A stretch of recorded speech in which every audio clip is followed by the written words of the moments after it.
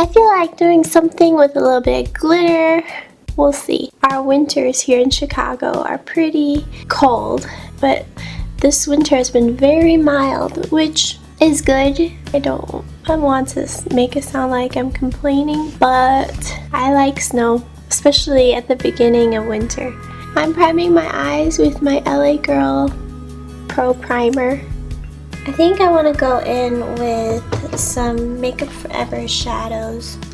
M126, which is a matte white shade, and then I'm going to go in with my M536, which is this nice neutral brown.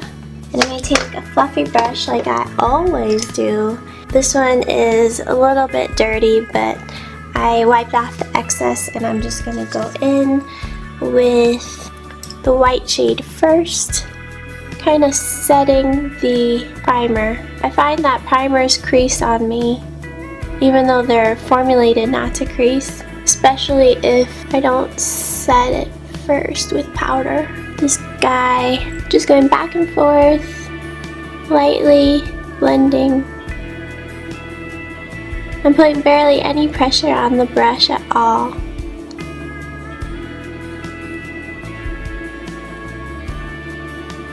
Just using the very tips of the bristles, going back and forth, seamless blending. So what's up, guys? I am going out of town during the week of Christmas. I'm going to visit my family in Houston. I'm super excited. D826, and I'm gonna take a flat packer eyeshadow brush, like this one from e.l.f., and I'm just gonna put that all over my lid. This wasn't part of the plan. I wasn't planning to do purple. I was planning on doing green. I don't know if I'm still gonna do that. Whenever I do purple and green together, I think of my brother's wedding, because that was their wedding colors. They had such a beautiful wedding. Blend out those edges. Don't be scared. I feel like whenever I do makeup, the process looks so terrifying. Not that the end product doesn't end up being terrifying, especially before I've finished doing everything. I feel like it can look a little scary. I feel the same way about when I paint. I don't love people seeing my works in progress because I feel like they'll get like the wrong impression about what's going on, because my process can look really different from what the end product is gonna be. I'm gonna take a little more of that light brown shade we used earlier, and I'm gonna blend out those edges a little bit. This is turning out really pretty. I love this color combination. These two colors here look so nice together. I love Makeup Forever shadows. I think they're definitely some of my favorite shadow formulations, if not my favorite. I've heard a lot of good things about those expensive eyeshadows. Is it something Denona or something? A lot of YouTubers are starting to talk about them. I think Kathleen Lights just talked about them, and they seem awesome, but they seem pricey, so we'll see if I'll get to try those later. I have so many eyeshadows, I really don't need to try anymore, but it's nice to be able to review them on my channel, or you know, just be able to be well informed on what eyeshadows are out there. Do you guys feel like you have a problem child eye? I feel like my left eye and my left eyebrow always give me issues, and it's not because like I'm right-handed, I'm putting, you know, I'm crossing my face. It's because like the hairs, this guy's like shaped weird. Like this side is so much more cooperative, and this eyebrow always like sags and hair doesn't grow as nicely, and it's just, I have a problem eye. Problem eyebrow, problem eye. I don't know what's up with me, I'm just lopsided. I've heard multiple times from different people that people have studied that attractiveness is based off of how symmetrical your face is.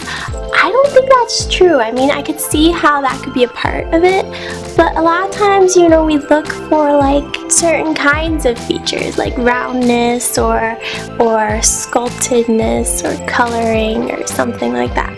But people say it's like based off of how symmetrical your face is. Maybe this is from art school, but I feel like beauty is often in the strange and the slightly off, the oddballs. My Dr. Jart Pore Medic Pore Minish Primer, and I'm just gonna put this in areas where my pores are crazy. So mainly right around my nose.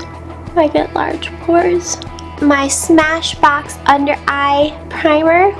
I like to use this on days when my under eyes seem a little dry and when I plan on using a lot of eyeshadow underneath my eyes too. I used to use it every day, but then I ran out and I never bought it. I always just get samples of it. My Giorgio Armani Luminous Silk Foundation, which is my favorite. Benefit Erase Paste, like always. I'm going to use my ring finger because I can't be bothered to grab a brush. I'm going to put that anywhere that I see blue.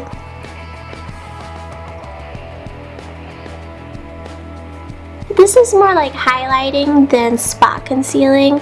I just like to put lighter than my skin tone concealer to brighten up certain areas of the face. When I have more like spots like acne and stuff like that, I like to do spot concealing like how I demonstrated in my very first video. But when I don't have very many spots, I like to do some highlighting kind of with my concealer. It gives me a little bit more coverage in areas that I need it, and it also brightens up the skin underneath the eyes and down the center of my face. If you've been watching my videos, you probably guessed what my next step is. I'm going to use my MAC Prep and Prime highlighting pen in Radiant Rose, and I'm going to dab that around my eyes and down my nose. MAC Emphasize Bone Beige, and I'm going to use this kind of like a bronzer. Then I'm going to take a smaller brush and I'm going to go with shadowy, sculpt my cheekbones a little bit.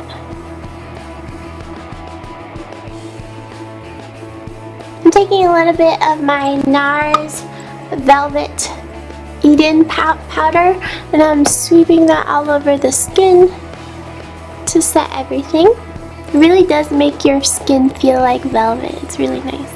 M536. I'm going to take a small precision brush, put this underneath the eyes. Purple shade. I'm going to use my NYX Taupe Micro Pencil.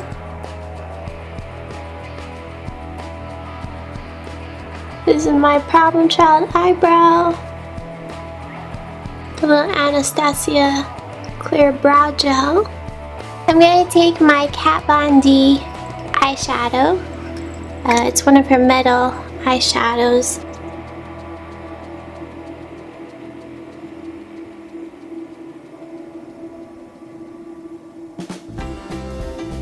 Sweep that around the purple. When I do my makeup, I always have like a million things in my hands.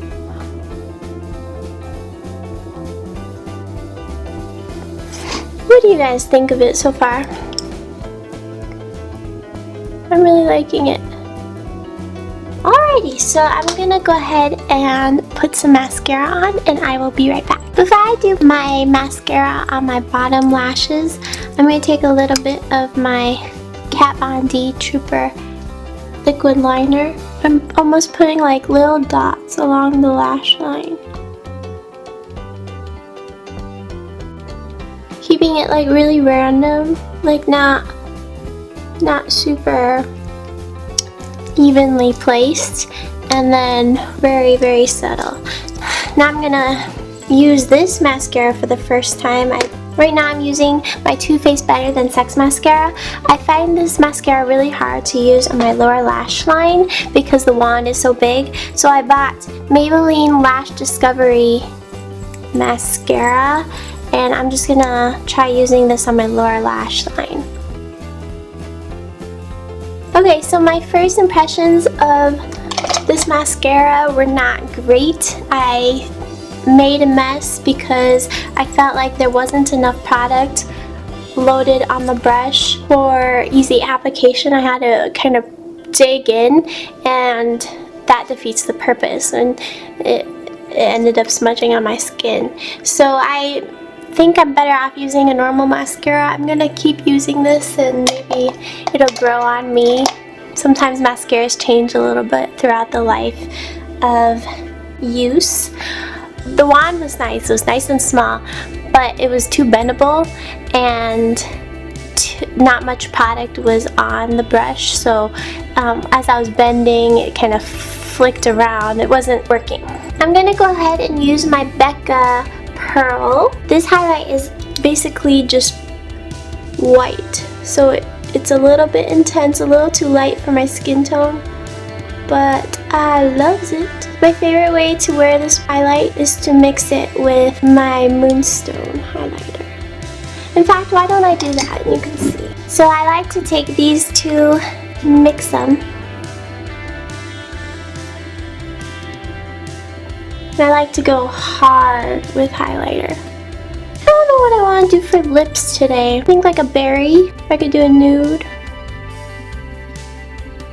I'm just going to tap this like the tiniest bit because this blush is very pigmented. I'm scared.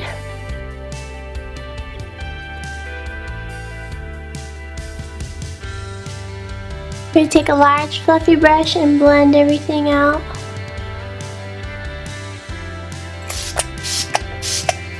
My Ofra lip liner in Glacier Pink. ColourPop's Ultra Matte Lip in More Better.